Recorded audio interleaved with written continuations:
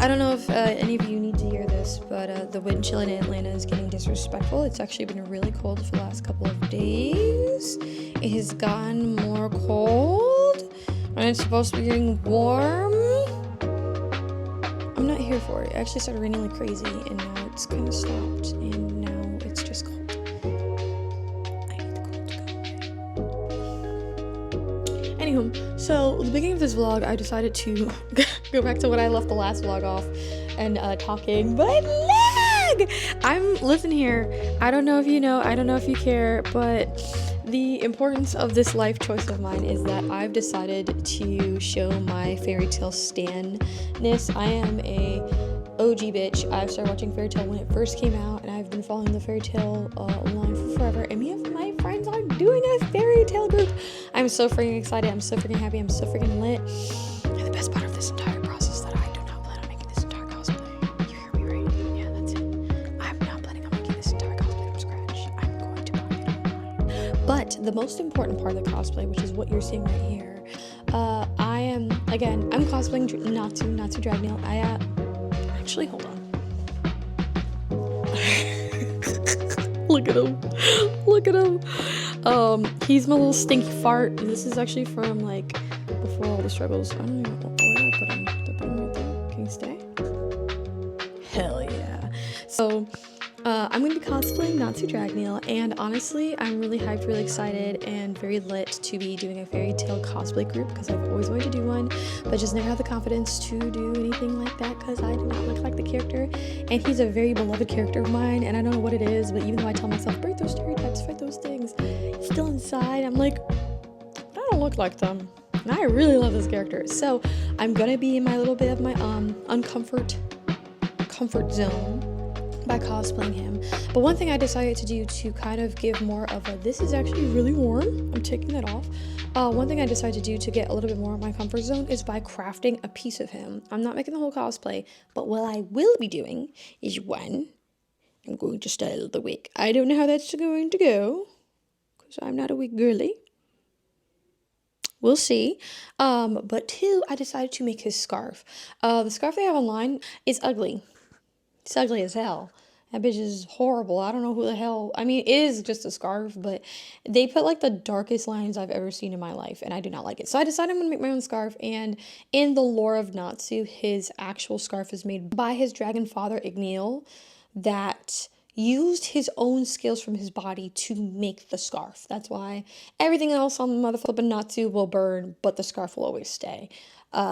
And that's important. So with that being said, I decided I'm going to make a dragon scale scarf. Now, I will say that at the beginning of this process and thought and breakdown, I was like going through all the ringers. At first, I was like, oh, I'm gonna make a 3D print scales.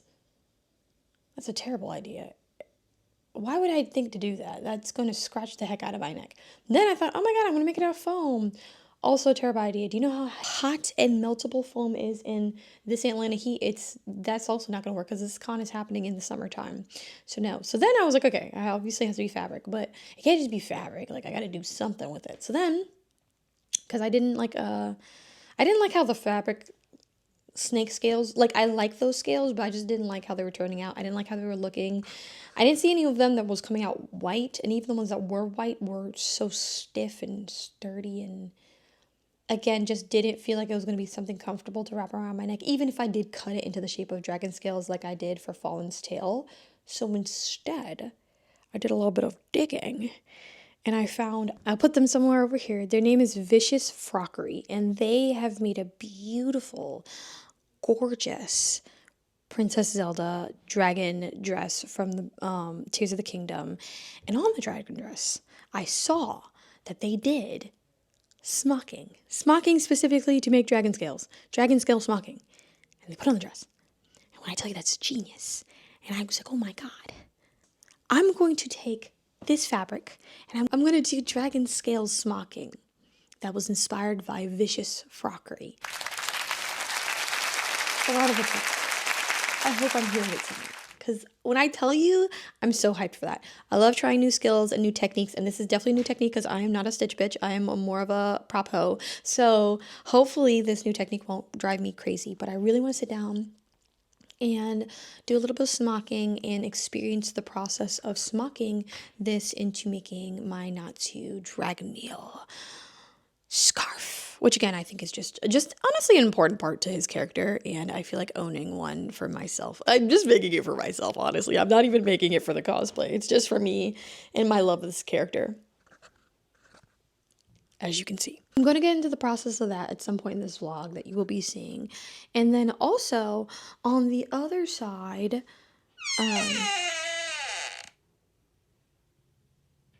trying to think of my process, but on the other side, I also have basically, right now, this might sound crazy, and I know I just told you I was doing a whole fucking project of smocking, which is a technique I've never used before, and I'm not a stitch bitch, but hear me out. I'm actually going to do easy, simple things for Momo. I know, it's scary. I'm not going to do big builds for Momocon, specifically because me and my friends are going to try our hardest to be able to make it to Dragon Con. And I know you're probably like, okay, I guess. Hear me out. I've never been to Dragon Con. I've always wanted to go to Dragon Con, but I have never actually been to Dragon Con. I don't want to burn myself out before Dragon, because Dragon's like right after Momo. I mean, it's not right after Momo. It's kind of like a month, I think. Dragon Con's at the end of August? I don't remember. Okay. Cosplay confessions. I've never been to Dragon Con. I've always wanted to go to Dragon Con. I've just never had the opportunity to go.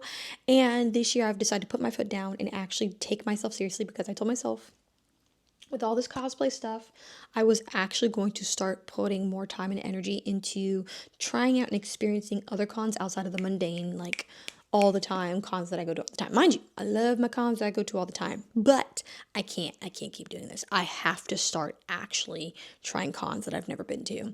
So Dragon, which is funny because I live in Atlanta, I've never been to Dragon. So my goal is do Momo, do it like simple, soft, easy. I say this, I still have plans for Momo. I'm still crafting things for Momo. They're just not going to be as aggressively hectic as my Dragon Con plan. Anywho, I've been talking for a really long time, and I'm probably going to cut this into like multiple pieces. Who the frick knows? But let's get on to this vlog.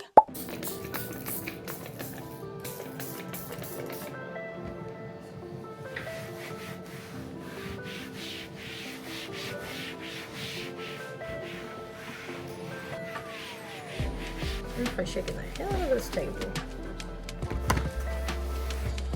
But when it comes to their politics and how they express them, revolution and stuff, they don't necessarily say these verbatim, but it's implied in that way. And then you never speak if we really do have any radical revolution. Think of someone like Doji recently. She's coming up and enjoying your riches and your luxuries on your PJ, having more wealth than most of us will ever. We make fun of them. Anyway, let me know your thoughts.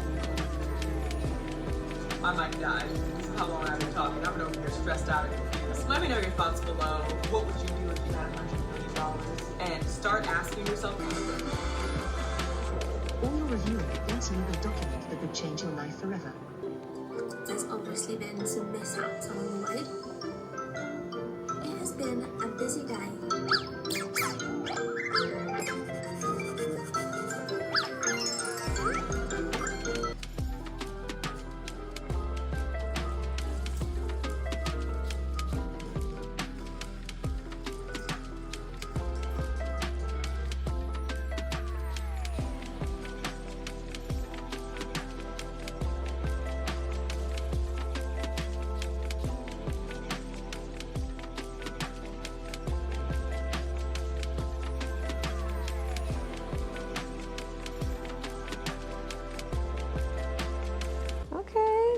Try new techniques. Look at her. Okay, so I'm gonna try to explain this the best that I can, but basically what I'm doing is I made a grid, which is just 1-inch little blocks across the entire thing, I believe, and then I made little triangles out of the blocks that I was following on a little tutorial I was following on TikTok. I'll put it somewhere on the screen, and then from there I have, oh no, I lost this one. I have to be really careful, I just noticed, because some of these will come undone, so I have to make sure I don't pull too hard on the fabric.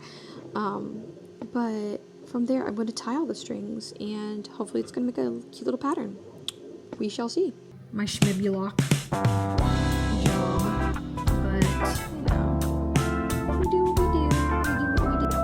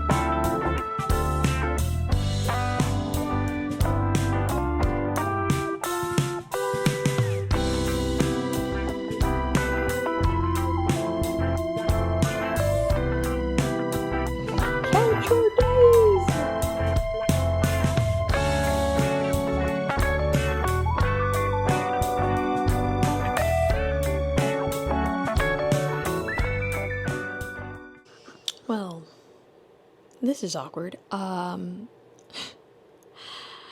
In my plans and preparations to do this cosplay and to make this scarf, which I'm still hyped for, I'm having a good time. I'm actually very entertained. I'm in dot making hell. I don't know if you can see, but making these 50 million dots all over the fabric, and she's lovely, she's cute, but my goodness, my God, does this take a long time.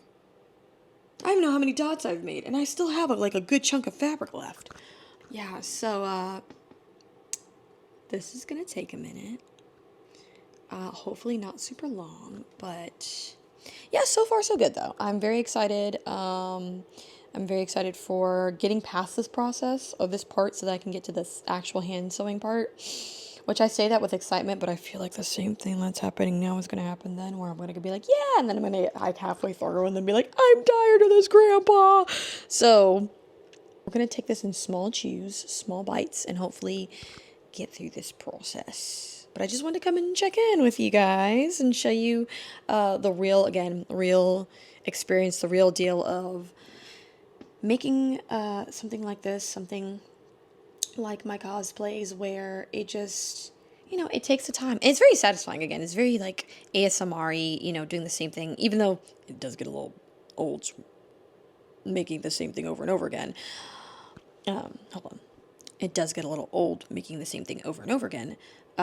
Doing this part of the process is still entertaining, especially when you have, like, a good video or podcast playing in the background. But yeah, so I will check in with you later.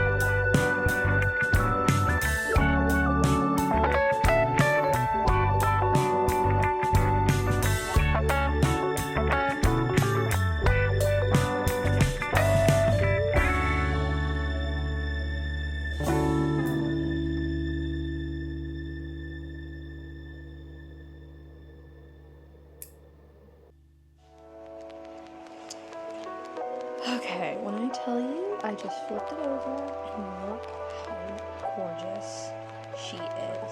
Look at this.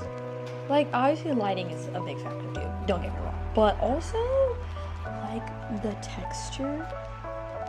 When I tell you the texture, it looks so nice. Like, I am absolutely in love. Homegirl was not lying when she was like, oh, it's gonna look like dragon scales. It really does look like dragon scales. Like, obviously, it's not gonna look exactly like dragon scales, but, like, as close as you're gonna get to forming fabric to be in the type of motion / physical look of a dragon scale, I feel like this is as close as you're gonna get. And I'm so proud and happy. I feel like a happy, proud mother. Like, look at her. Look at her. So now that I've done this process, hold on. Okay, so now that I have finished this process, my new process is I just finished cutting, and I was not about to show this because I had to cut on the floor, but I finished cutting the actual base layer of the scarf. I'm actually splitting up about, I want to say 5 rows, so 5 by another 5 rows. And my plan is, this is my big thoughted plan, is that I'm going to stop it from like actually de-stitching itself when I cut it, because it's not long enough. I had to actually like make 2 separate rows, so I'm cutting it up into 2 separate rows. I basically going to stitch along the row first and kind of make like a little channel, and then that channel is where I'm going to cut, and then from there it should not affect the stitching slash the, I don't know if you can see it. Oh no, the light's so bright. Hold on, there you go. Can you see it? Yeah, if you can see this, I'm going to, it won't affect the ties in the back, because if I just cut this without any preparation, it's going to really affect the ties, and they're going to come undone. And I've spent so much time putting this thing together. I do not need any of the stitches coming undone because of freaking simple tie. So that is my process. Stitch down the rows. Then once I'm done stitching down the rows, put wrong sides together, right sides together, then stitch it, flip it inside out, and it should give scarf. Wish me luck, because I never have done this before.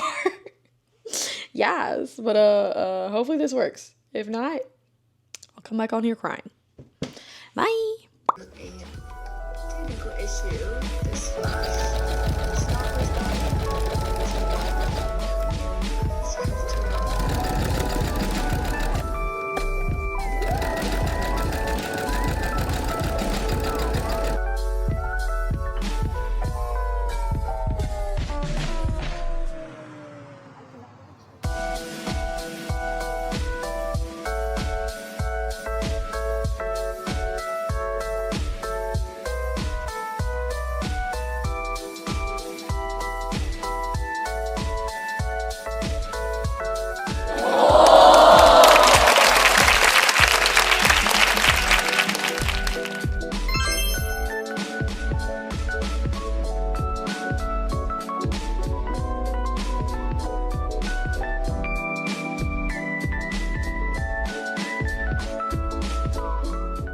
Hey, so